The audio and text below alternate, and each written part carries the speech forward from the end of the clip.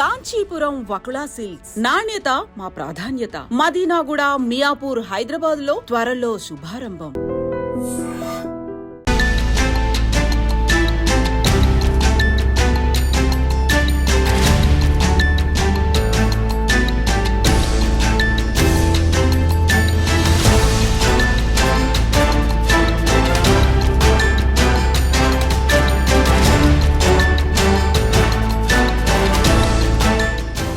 Bike రేసింగ్లు, ప్రమాదకర విన్యాసాలు, ఇంకా రోడ్లపై స్టంట్లు చేస్తూ ఎవరినైనా ఇబ్బంది పెట్టినా ఇమీడియట్గా వాళ్ళకి ఎలాంటి శిక్షలు ఉంటాయో చెప్పడానికి మనతో పాటు traffic ADCP Praveen Kumar sir ఉన్నారు.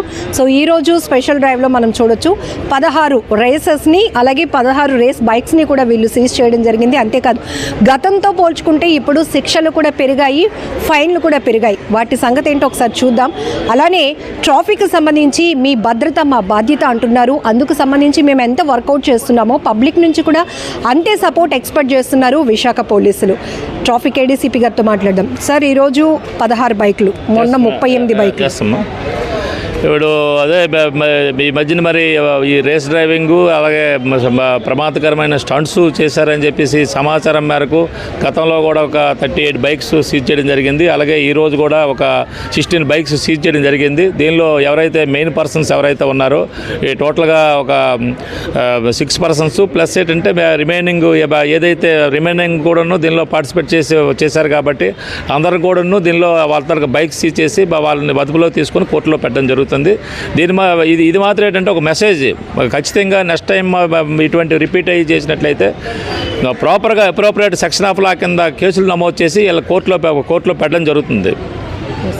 సార్, ఇప్పుడు మీరు వాళ్ళని పట్టుకున్న తర్వాత వాళ్ళలో కొంత పరివర్తన అనేది కనపడుతోందా? ఏదో మా బైక్స్ పట్టుకున్నారు, ఫైన్లు వేసేసారు, మళ్ళీ మేము జైలు నుంచి వచ్చేస్తాం, ఇట్లా రొటీన్గా అంటే రిపీటెడ్గా బైక్ రేసెస్ మళ్ళీ మీకు దొరుకుతున్నారు? అది కొంత టైం కొద్దిగా వెయిట్ చేయాలమ్మా. ఎందుకంటే ఇప్పుడు ఈ డ్రైవ్ అనేది కంటిన్యూ చేస్తున్నాము. ఏదైతే ఆ రోజు నుండి 38 బైక్స్ పట్టుకున్నామో రిమైనింగ్ కూడా కొంతమంది దీనిలో పార్టిసిపేట్ చేశారని చెప్పి సమాచారం మేరకు ఇది కంటిన్యూ చేస్తున్నాము. బట్ ఏంటంటే ఇంకా మరి కొద్దిగా వెయిట్ చేయాలి కదా, వెయిట్ చేసి ఫర్దర్గా మళ్ళీ ఇంకా ఇటువంటివి పునరావృతం కాకుండా మేమైతే ప్లాన్ చేస్తున్నాము. ఒకవేళ అటువంటిది ఏదైతే మాత్రం కఠిన చర్యలు అయితే తీసుకుంటాం ఖచ్చితంగా. ప్రజల భద్రత కోసం కాస్త కఠినంగా మేము ముందుకు వెళ్తున్నామని మీరు చెప్తున్నారు. బట్ మిమ్మల్ని చూసి అక్కడ ట్రాఫిక్ పోలీసులు ఉన్నారు అంటే ఒకవేళ అప్పటి వరకు హెల్మెట్ లేకపోతే వాళ్ళు డైవర్షన్ తీసుకొని వెళ్ళిపోతున్నారు. ఇది ఏదో పోలీస్ యూనిఫామ్కి భయపడుతున్నట్టే ఉంది, కానీ సెల్ఫ్గా ప్రతి ఒక్కరిలో ఒక అవేర్నెస్ అది ఖచ్చితంగా అది కాదమ్మా. యాక్చువల్గా ఏంటంటే మేము ఏదైతే పాత ఫైన్స్ కానీ రివైజ్డ్ ఫైన్స్ కానీ అవేర్నెస్ అయితే ప్రాపర్గానే మరి అవేర్నెస్ కలిగించడం జరుగుతుంది. అలాగే తర్వాత ఏంటంటే ఇక్కడ ప్రతి ఒక్కరు కూడాను బాగా ఎడ్యుకేటెడ్ పీపుల్. బట్ ఏంటంటే దాన్ని ఏదో అవాయిడ్ చేసి వెళ్ళిపోతానని చెప్పేసి అనుకుంటాను కానీ ఆ రోజు కాకపోతే నెక్స్ట్ డే ఏదో రోజు మాత్రం ఖచ్చితంగా వాళ్ళ మీద చర్య అయితే తప్పదు. బట్ ఏంటంటే టెంపరీగా మాత్రం మిస్ అవ్వచ్చును. అలాగే తర్వాత ఒకవేళ సపోజ్ ఇప్పుడు మేము చేజ్ చేసి ఒకవేళ వాళ్ళకి ఏదైనా యాక్సిడెంట్ గట్రా అయ్యి చేసినట్లయితే ఇలా పోలీసులు చేజ్ చేసినందువల్లే ఇప్పుడు ఈ ప్రమాదం జరిగింది, దానికి బాధ్యులు పోలీసులు అని చెప్పేసి అటువంటి నిందలు అటువంటి ఇది లేకుండా కొంతవరకు అవాయిడ్ చేయడానికి ప్రాపర్గా మాత్రం ఎనీహో ఏదేమైనప్పుడు కూడా ఇటువంటి డ్రైవ్స్ గట్రా చేసేటప్పుడు మాత్రం ప్రాపర్ ప్రికాషన్స్ తీసుకొని తర్వాతను ఎవరికి ఎటువంటి ఇది లేకుండా ఇటు పోలీస్ పరంగా కానీ అటు ఎవరైతే వెహికల్ యూజర్స్ ఉన్నారో వాళ్ళకు కూడా ఎటువంటి ఇబ్బంది లేకుండా అది ప్రాపర్గా వాళ్ళ అదుపులో తీసుకొని ఈ చర్యలు తీసుకోవడం జరుగుతుంది. సార్, ఈ రేసింగ్కి సంబంధించి వెరీ ఎక్స్పాన్సివ్ బైక్స్ ఇక్కడ కనపడుతున్నాయి. ఎంత కాస్ట్ వరకు బట్ ఏంటంటే అది యాక్చువల్గా ఏంటంటే ఒక 2 lakhs 3 lakhs వరకు ఉన్నాయి, ఇంకా 10 lakhs బైక్లు ఉన్నాయి. కానీ మనకు ఆ కాస్ట్ అయితే మాత్రం ఇంతవరకు దొరకలేదు. అప్ టు 3 lakhs వరకు అయితే మాత్రం దీనిలో సీజ్ చేయడం జరిగింది అన్న.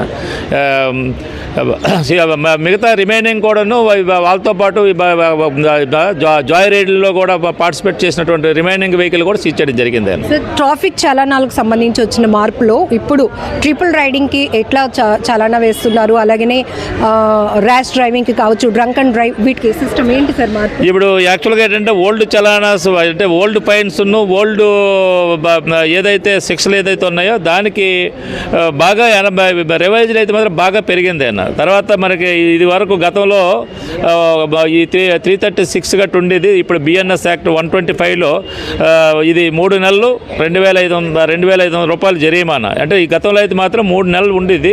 అలాగే 250 రూపీస్ ఉండేది. ఇప్పుడు దాన్ని 2,500 ప్లస్ 3 నెలలకు పెంచడం జరిగింది. అలాగే ప్రభుత్వ అనుమతి లేకుండా రేసింగ్ గట్టు చేసినట్లయితే గతంలో 1 నెల జైలు శిక్ష ఉండేది. అలాగే 500 రూపాయల వరకు మాత్రమే జరిమానా వేసేవారు. ఇప్పుడు 3 నెలలు జైలు శిక్ష, 5,000 రూపాయలు జరిమానా.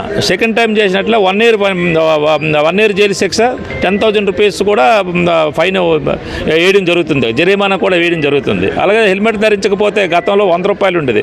ఇప్పుడు దాన్ని 1,000 రూపాయలు చేశారు. అలాగే 3 నెలలు లైసెన్స్ కూడా రద్దు అవుతుంది.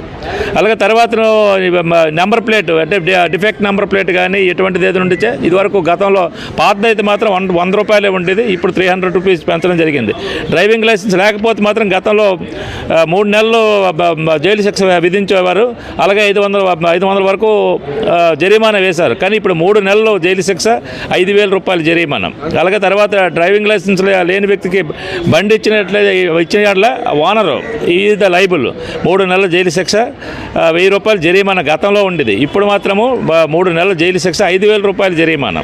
తర్వాత మోడిఫైడ్ సైలెన్సర్ ఒకవేళ బల్బ్ గడ్డ ఫిక్స్ చేసి డ్రైవ్ చేసినట్లయితే గతంలో 1,000 రూపీస్, సెకండ్ టైం అయితే 2,000 రూపీస్ ఉండేది. ఇప్పుడు 3 నెలల జైలు శిక్ష, 10,000 రూపాయలు జరిమానా. సెకండ్ టైం అయితే 6 నెలల జైలు శిక్ష, 10,000 రూపాయలు జరిమానా. అలాగే వాహనానికి బీమా లేకుండా డ్రైవ్ చేసినట్లయితే గతంలో 3 నెలలు జైలు శిక్ష ఉండేది.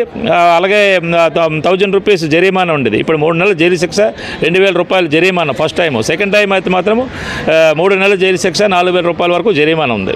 Thank you. ఏసీపీ గారు, అసలు ఎక్కువ శాతం రోడ్డు ప్రమాదాలు జరగడానికి కారణాలు ఏం చెప్తారు? అంటే ఎక్కువ శాతం అంటే అమ్మా, ఇప్పుడు సిపి గారు వచ్చిన తర్వాత సార్ చేపట్టినటువంటి చర్యల వల్ల యాక్సిడెంట్స్ తగ్గాయమ్మా. గతం కంటే ఇప్పుడు యాక్సిడెంట్లు తగ్గాయి.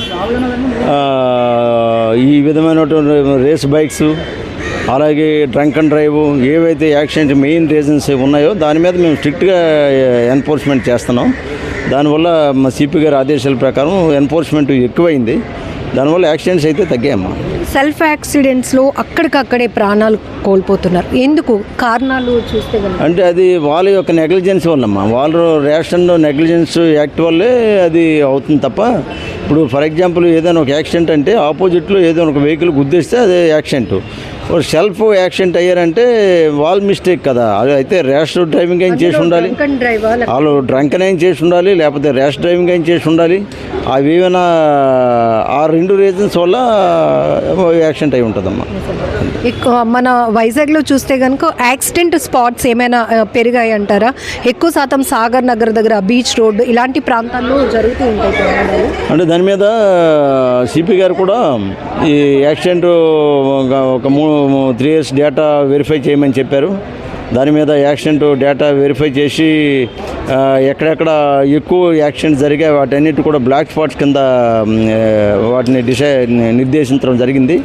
ఆ బ్లాక్ స్పాట్స్ ఏరియాలో కొన్ని చర్యలు కూడా చేపట్టడం జరిగిందమ్మా. ఇంకా మేము కొనసాగుతుందన్నమాట. ఇంకేమైనా బ్లాక్ స్పాట్స్ ఉన్నాయి, ఇంకా వెరిఫై చేస్తున్నాం. ఇంకా ఫర్దర్ ఇంకేమైనా బ్లాక్ స్పాట్స్ ఉంటే వాటి మీద కూడా అక్కడ తీసుకోవాల్సినటువంటి స్టెప్స్, మా సైడ్ నుంచి తీసుకోవాల్సినటువంటి స్టెప్స్, అలాగే ఇంజనీరింగ్ డిఫెక్ట్ ఇలాంటిది ఏదైనా ఉంటే ఆ కన్సర్న్ డిపార్ట్మెంట్ వాళ్ళు కూడా లెటర్స్ పెట్టి వాళ్ళ ద్వారా కూడా అక్కడ ఇంజనీరింగ్ రెక్టిఫై చేయడము, ఇలాంటివన్నీ కూడా చర్యలు జరుగుతున్నాయి. ట్రాఫిక్ పైన పెద్ద ఎత్తున అవగాహన కార్యక్రమాలు చేస్తూనే ఉన్నారు, మైనర్లకి కౌన్సిలింగ్లు ఇస్తూనే ఉన్నారు, పేరెంట్స్ను కూడా పిలిపిస్తూ మీ పిల్లలు ఇదిగో ఈ ఏజ్లో ఇంత ఎక్స్పాన్సివ్ బైకులు వేసుకొని రోడ్లు ఎక్కుతున్నారు, ప్రమాదాలకు గురవుతున్నారు, ఇంకొకరికి ప్రమాదానికి కారణమవుతున్నారు, ఇన్ని చెప్తున్నా కూడా పబ్లిక్లో కొంత ఎందుకు ఆ సిస్టమ్ ఇంకా చేంజ్ కావట్లేదు అనుకుంటున్నారు? అంటే దీని మీద పబ్లిక్ ఆలోచించాలమ్మా, వాళ్ళు ఆలోచించాలి. ఫర్ ఎగ్జాంపుల్ పోలీసుని చూస్తే హెల్మెట్ పెట్టుకుంటున్నారు, పోలీసు లేని దగ్గర హెల్మెట్ తీసేస్తున్నారు. అంటే అది ఎవరు మిస్టేక్? అది మా మిస్టేక్ కాదు కదా, అది పబ్లిక్ మిస్టేక్. అంటే ఇది పోలీసు హెల్మెట్ పట్టుకుంటారు, ఫైన్ వేస్తారని అనుకుంటున్నారు తప్ప అది మన భద్రతకే ముప్పు జరుగుతుంది, అది మన కోసమే పోలీసు ఎన్ఫోర్స్మెంట్ చేస్తున్నారు. కాబట్టి మనం పెట్టుకోవాలని పబ్లిక్లో అది ఆలోచన రావాలమ్మా. పబ్లిక్లో ఆలోచన వచ్చి పబ్లిక్ రియలైజ్ అవ్వాలా. వాళ్ళు రియలైజ్ అయితే తప్ప ఎక్కువ శాతము రెడ్యూస్ అనేది ఇంకా వాళ్ళు కూడా రియలైజ్ అయ్యారు అనుకోండి, మా ఎన్ఫోర్స్మెంట్తో భాగంగా వాళ్ళు కూడా ఎక్కువ రియలైజ్ అయితే ఇంకా మన యాక్సిడెంట్లు తగ్గే అవకాశం ఉందమ్మా. మైనర్ల డ్రైవింగ్ విషయంలో తల్లిదండ్రులకు మీరు ఏం చెప్తారు? అసలు వాళ్ళు జాబ్ కూడా చేయరు, ఇంకా చదువుకుంటున్నారు, స్టడీస్ చేస్తున్నారు, అప్పుడే వాళ్ళ చేతిలో లక్షల రూపాయల బైకులు ఉంటుంది. అదే మైనర్స్కి వాళ్ళు ఇవ్వకూడదమ్మా. మైనర్ చేతికి వెహికల్స్ ఇచ్చినట్టయితే ఎవరైతే ఓనర్ ఆఫ్ ద వెహికల్ ఎవరు ఉంటారో వాళ్ళు దానికి రెస్పాన్సిబుల్ బాధ్యులు అయిపోతారు. వాళ్ళ మీద కూడా చట్టపరమైన చర్యలు ఉంటాయి. కాబట్టి ఇవ్వద్దు, వాళ్ళకి మైనర్కి ఇవ్వద్దనే చెప్తామమ్మా. ఒకవేళ మైనర్స్ మాకు ఎవరైనా దొరికితే కూడా మేము చట్టపరమైనటువంటి చర్యలు తీసుకుంటాము. ఈ మైనర్స్ ఎవరైనా దొరికినప్పుడు వాళ్ళ పేరెంట్స్ కూడా పిలిచి కౌన్సిలింగ్ చేస్తున్నాం. మీరు వాళ్ళకి ఇవ్వకూడదని చెప్పేసి కౌన్సిలింగ్ చేస్తాం. ఇది ఒకటి అవేర్నెస్ కావాలండి. అక్కడ ఎక్కడ కూడా ట్రాఫిక్ పోలీసులు లేరు, నేను హెల్మెట్ పెట్టుకోలేదు అయినా నాకు చాలా మెసేజ్ వచ్చేస్తుంది. ఎట్లా అంటే సీసీ సర్వేలెన్స్ వర్క్ చేస్తున్నాయన్న విషయం చాలా వరకు ఎవరికి తెలియదు. ట్రాఫిక్ పోలీస్ పట్టుకుంటేనే చాలానే పడుతుంది అనుకుంటున్నారు.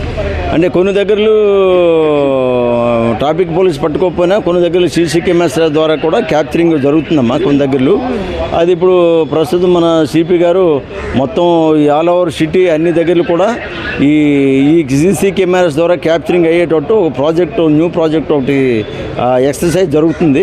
ఆ ప్రాజెక్ట్ ఫైనలైజ్ అయిపోతే ఎంటైర్ సిటీలో ఇక మన పోలీసులు లేని దగ్గర కూడా వీళ్ళు ఎక్కడ ఎటువంటి వైలేషన్ చేసినా, విజిబుల్ వైలేషన్ ఎక్కడ చేసినా క్యాప్చర్ చేయడం జరుగుతుంది త్రూ కెమెరాస్. అవును. Thank you sir.